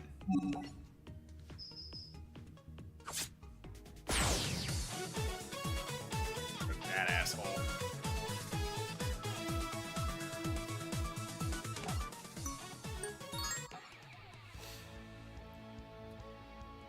I love Yu-Gi-Oh! A lot too. I'm playing an old weird RPG called Falsebound Kingdom. Interesting. Whew. Tough fight. Well, anyway, thank you guys for coming in on the raid. Much appreciated. We're just going through the final arc, or the final series in the Yu-Gi-Oh! Legacy of the Duelist, which is called Yu-Gi-Oh! VRAINS. This one doesn't go through all the story of... Doesn't give, like, the play-by-play story of the actual series for this one, like it does in the previous generation, so I'm trying to explain everything that happens as they happen. Anyway, so that's what I'm doing right now. Okay, so for this next duel, this person who we're going to be facing next, this is Blue Angel. Real name, Sky Zaizen. Who is actually a classmate who goes to the same school as Yusaku. She is regarded as one of the best duelists in Yu-Gi-Oh! VRAINS. Or in VRAINS, not Yu-Gi-Oh! VRAINS. Blech, I can't talk. She's one of the best duelists in VRAINS who also uses a really powerful deck called the Trick Stars. But yeah, she's essentially the idol of the VRAINS network. Yeah, whenever you see Blue Angel, she's always like in a really happy mood. She's always in high spirits. She's always getting her audience hyped up. But behind the scenes in her private life, she's actually a lot more depressed, shut-in person. This is because she mostly spends her time alone in the real world. Because her brother, Akira Zaizen, is always working. In fact, he actually works as security. Is he like the manager? Or is he like the CEO of security? Like, whatever the highest level of security is in that, whatever the highest level of security is called, he's that position for Soul Tech. And just like Gore, when Yusaku started becoming a lot more famous after his battle with the Knight of Hanoi, Aoi, or actually Sky, I just referenced her Japanese name. Anyway, so Sky also wanted to take on Playmaker for sort of the same reasons, and Playmaker's AI companion, I should just call him I. He also sort of set this duel up by saying, "Oh yeah, this person's brother works for Soul Tech, who also played a hand in the Lost Incident." Did I mention that Soul Tech also had a hand in the Lost Incident, and that Yusaku found that out? I don't know if I did. If I didn't, that's why this is happening. So, yeah, Yusaku's going after both Soul Tech and the Knights of Hanoi because both of them played a part Well, they don't know how at this point. All they know is that they were a part of the Lost Incident, and Yusaku's trying to get answers out of that. Anyway, unbeknownst to either one of them, the Knights of Hanoi and their leader, Varys, decides to use Blue Angel and manipulate her into trying to defeat Playmaker so that they can capture the the Ignis that he's carrying. So they implanted a special card in her deck, which also houses a computer virus, hoping to try and capture the Ignis. That is their plan, but yeah. So this is how this duel's going about. So let's go.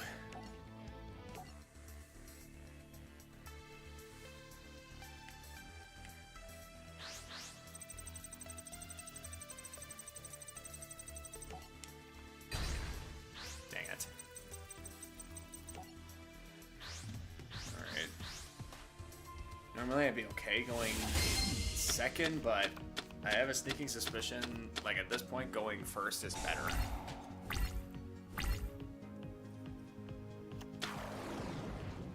Yep, here are the trick stars. Alright, so the whole gimmick with the trick stars is that... Does this one actually do it? Let me see. If your opponent takes effect damage, you can special summon this card from your hand. You can only use this effective trick star once per turn. Each time your opponent activates a monster effect in their hand or graveyard, inflict 2,000 points of damage to them immediately after a result. Okay, yeah. So the whole gimmick with the trick star deck is that they inflict effect damage to your opponent whenever they do anything. It's usually bouts of 200 points of damage, and while you may think 200 points of damage isn't that much, they have none of these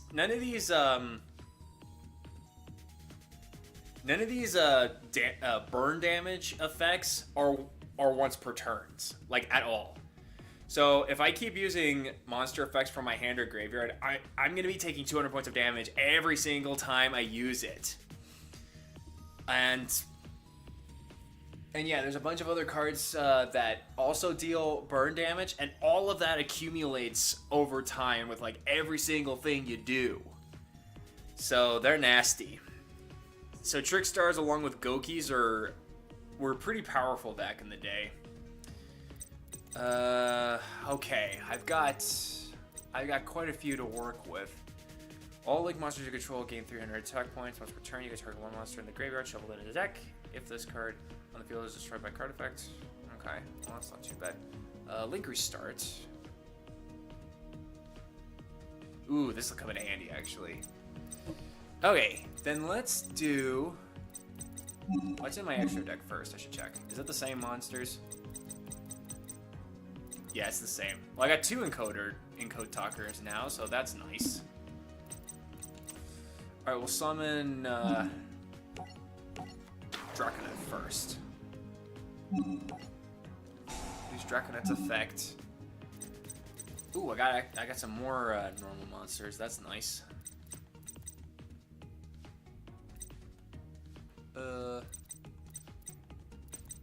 Give me the monster in my deck. I always find it's better to summon monsters from the deck over the hand, because that way it thins out your deck, and you're more likely to draw key cards that you need later on. I have Link Spider in here, don't I? Yes, I do. For some reason, I thought I didn't. I was like, what?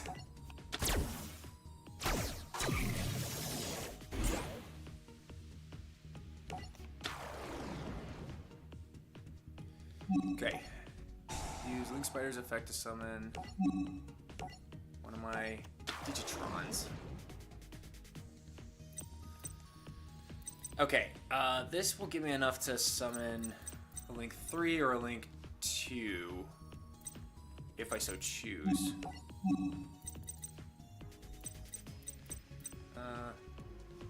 the end of the damage step of your monster, this card points to attacked. And a link monster. Oh, it's when I attack, not being attacked.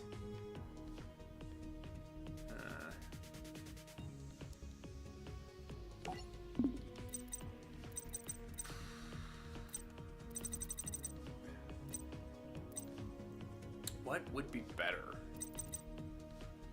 Either honey butter or... Wait, why can't I summon... Oh! I need effect monsters to summon Deco Talker.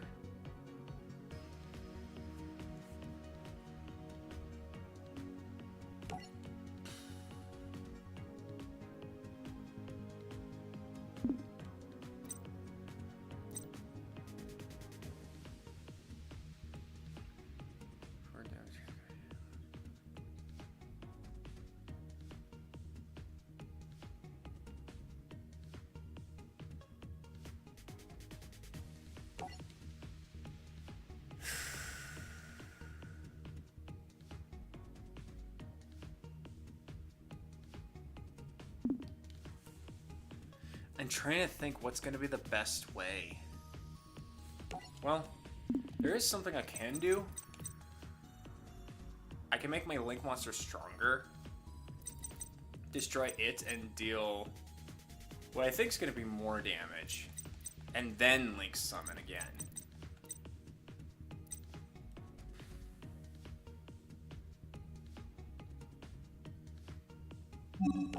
Yeah, we'll play the field spell.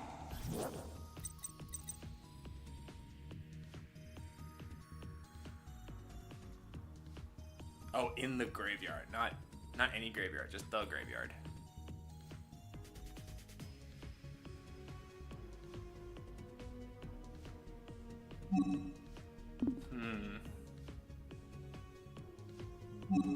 Yeah, I'm gonna go for an attack.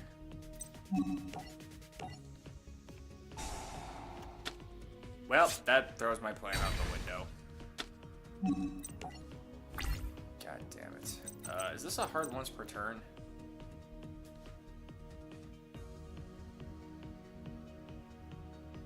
Yeah. Oh, shite. Well, so much for summoning one of my code talkers.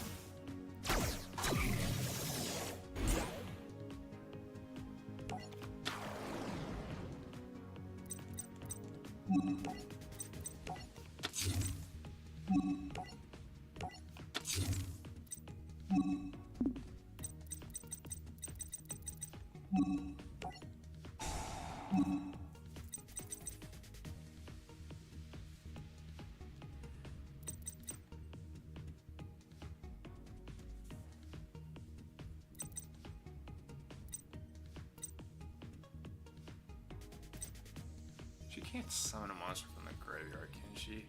I don't think so.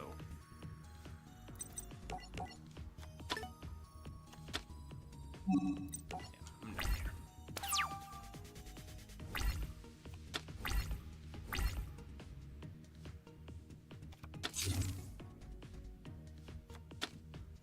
Yeah, it doesn't look like she can do anything either, so that's good. Right then.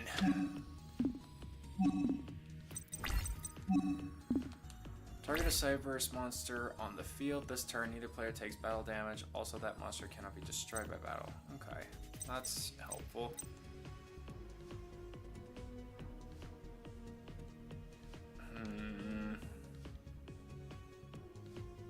I can get...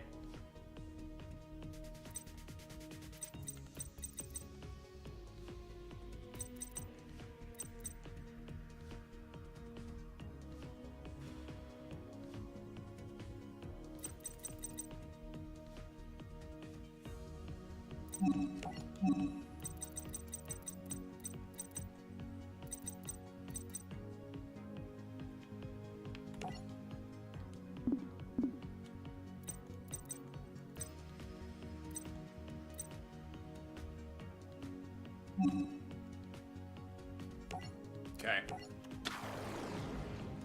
I'm gonna take a bit of a risk here. I'm gonna attack. Hoping this, whatever this face down is weak enough. Nope. God damn it. This card is added to your hand except by drawing a special. You can only use this. This card can attack directly when this card inflicts battle damage to your opponent. Nope. Not letting that thing stay on the field.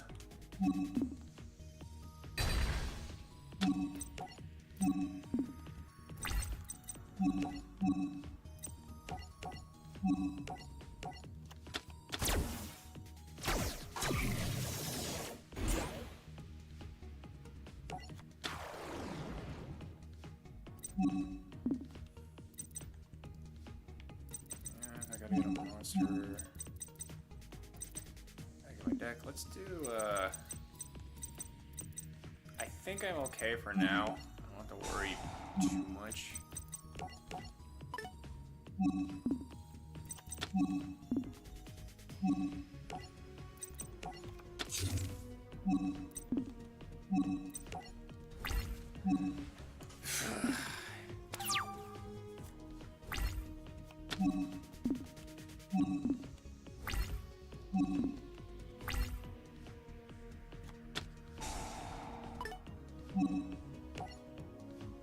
Well, shit. This is what I wanted to avoid.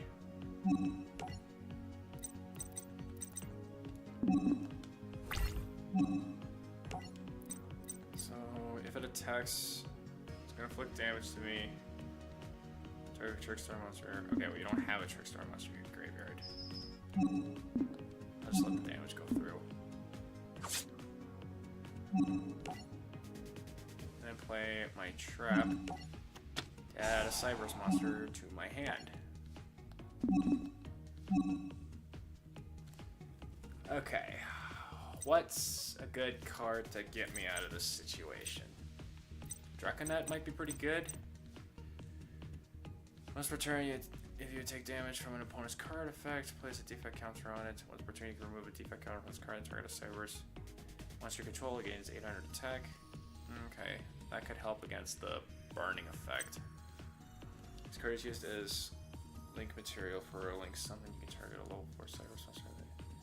It's used as link material, special summon it. Okay, well I don't have any other monsters in my hand, so that's kind of pointless. Unless I get another.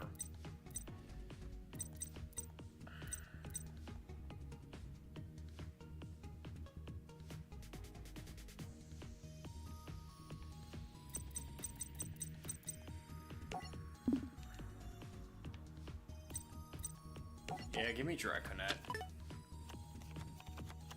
This will be a good deck thinner.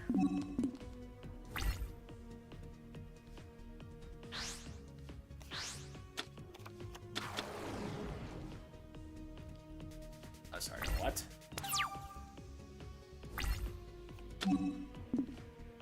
I got Cyberus Wizard anyway. Oh, this might actually help me. Another fairy monster is summoned and inflicts 600 points of damage to your opponent. Once per turn, you can send one face up fairy monster you control to the graveyard except Athena, then target a fairy monster in your graveyard, special summon that target. Okay, well that's not too bad. Frick. How am I gonna make this work? Okay. Either I special summon this monster, make a link 2. I mean, I'm gonna be able to destroy it one way or another. Or summon this monster, be able to inflict piercing battle damage with that monster. What's gonna do the most? I wonder.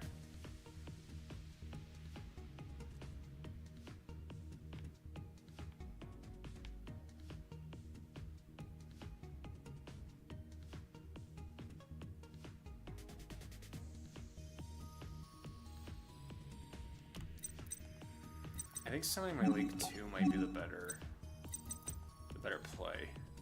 Oh, this might actually be the good one for it. If your monster of this card points to attacks an opponent. Oh wait, that's a Link monster. Oh, shite.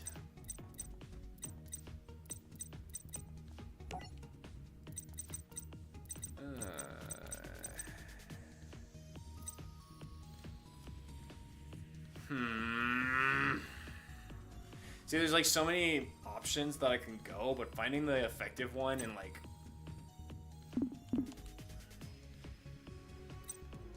quick time is like the most frustrating part, I would say.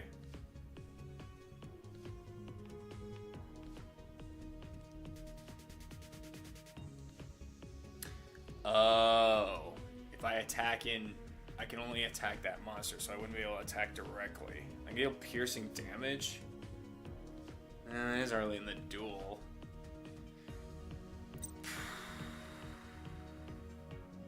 You know what? No.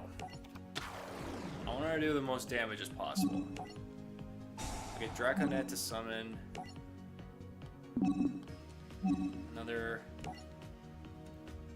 Give me Digitron just in case. Oh, it's in defense mode. Nah, okay, whatever.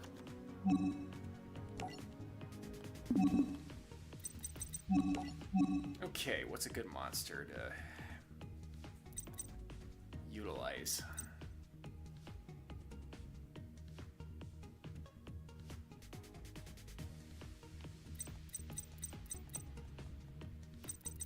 Oh, I only have Honeybot or I don't have Proxy Dragon. Okay, well, guess I'm going with Honeybot then.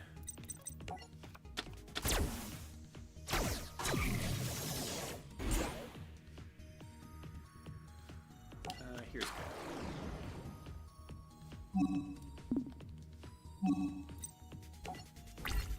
Here's hoping I did this right. I'm pretty sure I did.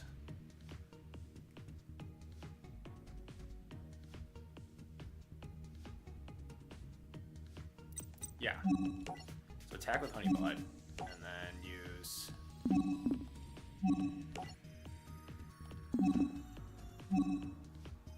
Yeah, use Encode Talker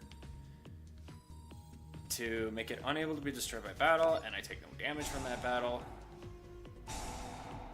And then boost your attack points by the attack of her monster. Destroy that. And it's dead. Yeah, I think that was the smarter play.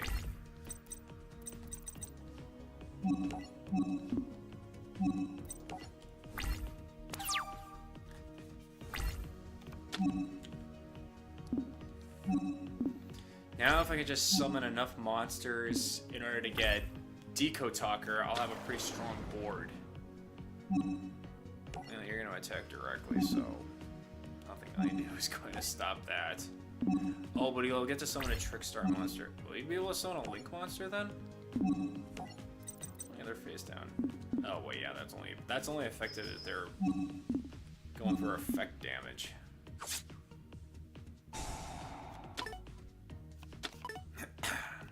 Oh, that adds to the hand. I thought that was special summoning. Okay.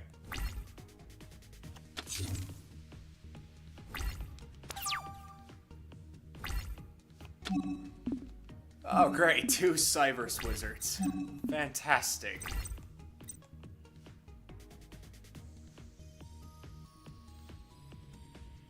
Well, guess this is how we're doing it.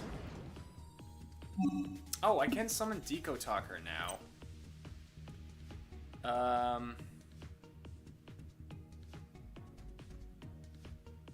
What would it be, like 20?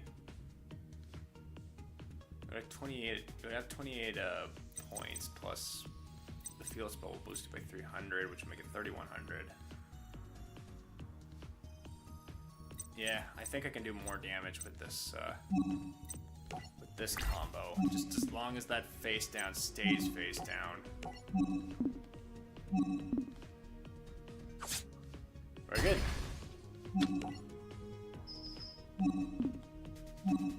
I think this might end her if she doesn't stop me. Oh yeah, I won. Yay! I beat Trickstars on easy mode. In real life, Trickstars would probably brutalize me.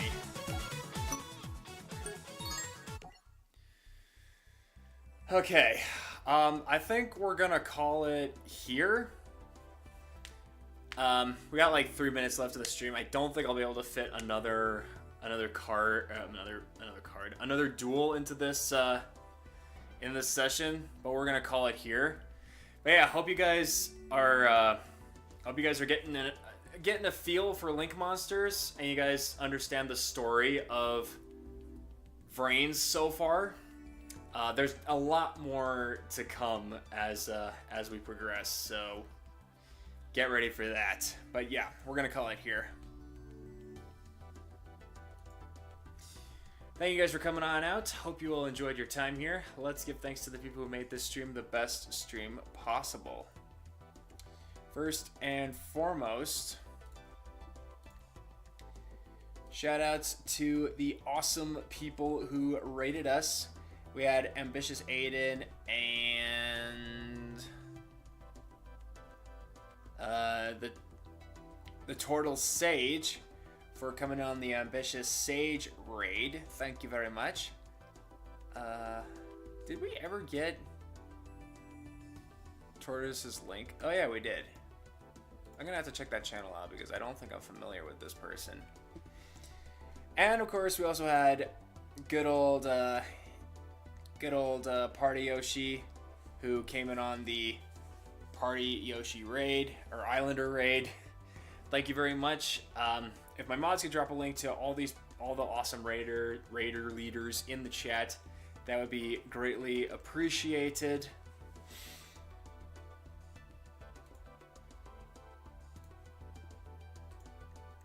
And I think we just have our gold and platinum tier members left.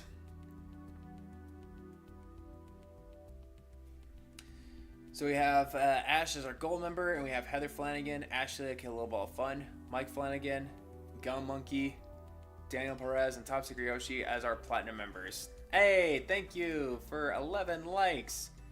Helping us surpass 10 likes means that I get to give you guys some points. Thank you very much, guys. And yeah, let's go find us a raid target, shall we?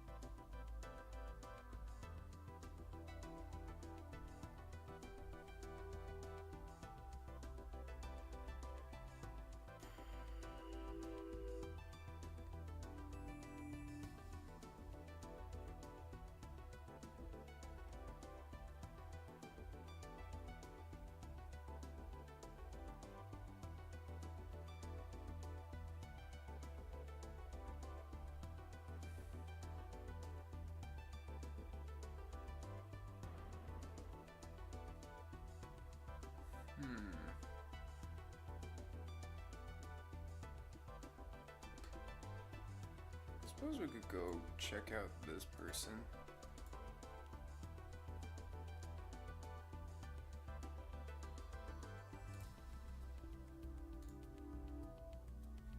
Okay, this person's actually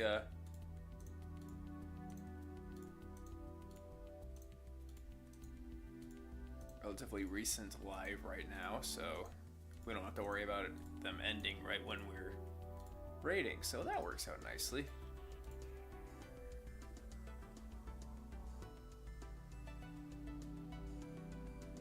Hey, what's up? What's up, Iris? Welcome to the stream. Unfortunately, we're gonna be wrapping up here, but thank you for coming on out. Much appreciated.